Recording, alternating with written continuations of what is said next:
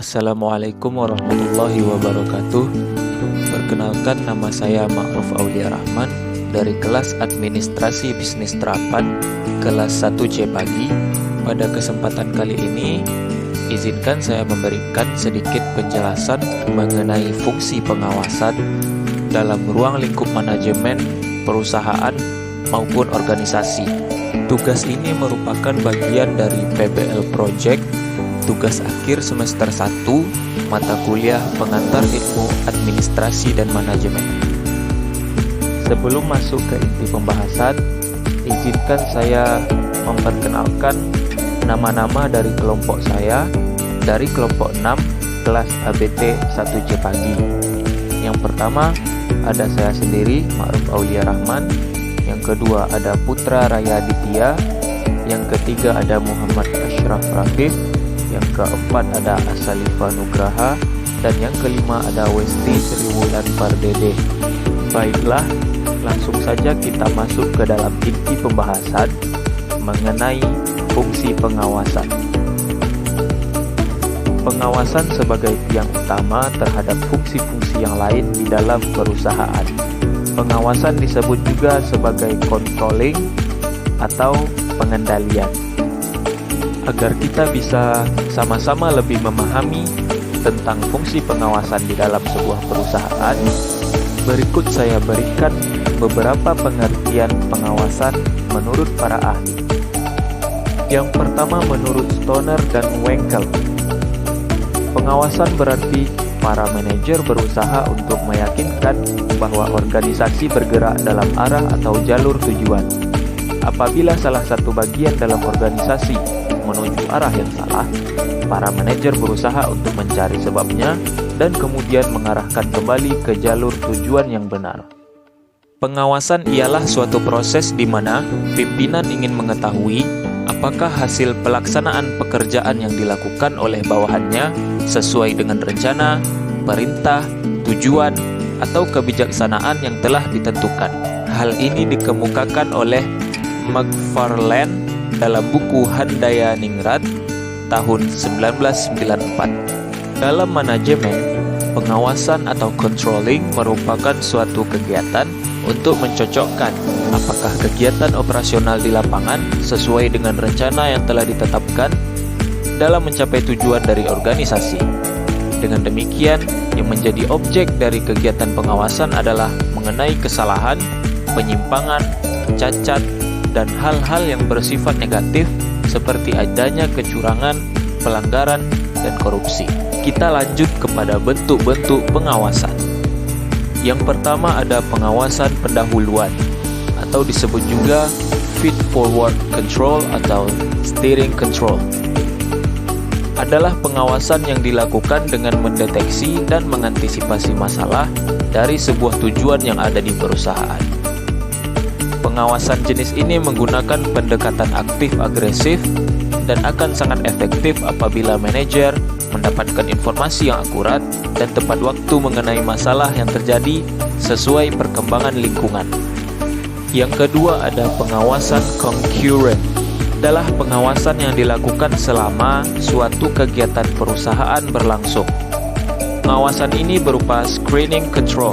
Misalkan ada suatu kegiatan yang tidak sesuai dengan tujuan pertemuan tersebut, maka bagian pengawasan bisa mengambil suatu tindakan tegas terhadap hal tersebut. Pengawasan concurrent berfokus kepada faktor keamanan yang menjamin ketepatan pelaksanaan kegiatan. Yang ketiga ada pengawasan umpan balik atau feedback control. Adalah kegiatan pengawasan yang dilakukan untuk mengukur hasil kegiatan perusahaan yang telah selesai dan bersifat historis, dilakukan setelah berakhirnya kegiatan tersebut. Adapun tahapan proses pengawasan yang pertama, penetapan. Penetapan standar digunakan sebagai patokan untuk penilaian hasil. Penetapan standar dilihat dari fisik atau kuantitas dan kualitas produk.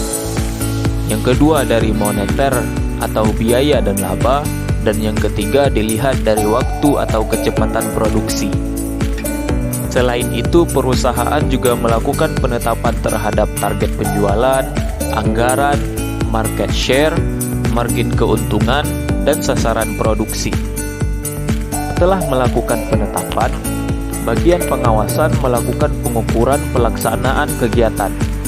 Kegiatan ini merupakan proses yang berulang-ulang dan terus-menerus. Oleh karena itu, pengukuran harus mudah dilakukan, tidak mahal, dan dapat diterangkan kepada karyawan. Ada 3 cara untuk melakukan pengukuran pelaksanaan kegiatan. Yang pertama ada pengamatan atau observasi, yang kedua ada laporan secara lisan maupun tertulis, dan yang ketiga ada inspeksi, pengujian atau tes dengan mengambil sampel.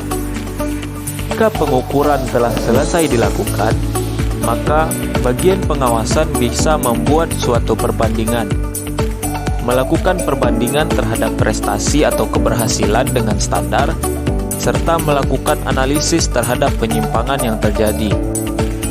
Kemudian, kegiatan ini merupakan tahapan yang paling kritis, namun mudah untuk dilakukan. Kompleksitas saat menginterpretasikan adanya deviasi atau penyimpangan, kemudian menganalisis mengapa penyimpangan itu bisa terjadi. Bila memang terdapat penyimpangan, maka perusahaan dapat mengubah standar yang sudah ditetapkan, mengubah waktu pelaksanaan pengukuran, baik itu frekuensinya maupun mengganti sistem pengukurannya, dan yang terakhir, mengubah cara analisis dan interpretasi. Pengawasan semakin penting karena perubahan lingkungan organisasi, peningkatan kompleksitas organisasi, kesalahan-kesalahan, serta kebutuhan manajer untuk mendelegasikan wewenangnya. Terdapat 10 kriteria pengawasan yang efektif. Yang pertama, akurat, mengawasi kegiatan dengan benar dan secara langsung. Yang kedua, tepat waktu. Semua data yang didapat harus segera dievaluasi. Yang ketiga, fleksibel terhadap perubahan lingkungan. Yang keempat, informasi mudah dipahami, objektif, dan lengkap. Yang kelima, terpusat, fokus pada aktivitas dengan resiko penyimpangan yang tinggi. 6. Realistik ekonomis, biaya lebih kecil dari manfaat. Yang ketujuh, realistik organisasional, sistem yang digunakan harus sesuai dengan keadaan dan karakteristik perusahaan. Yang kedelapan, sebagai petunjuk, deteksi, dan koreksi kegiatan operasional. Lalu yang kesembilan, terkoordinasi dengan aliran kerja perusahaan. Dan yang terakhir, diterima anggota perusahaan. Demikianlah sedikit pembahasan saya tentang fungsi pengawasan. Semoga apa yang telah disampaikan bermanfaat untuk kita semua. Saya akhiri. Wassalamualaikum warahmatullahi wabarakatuh.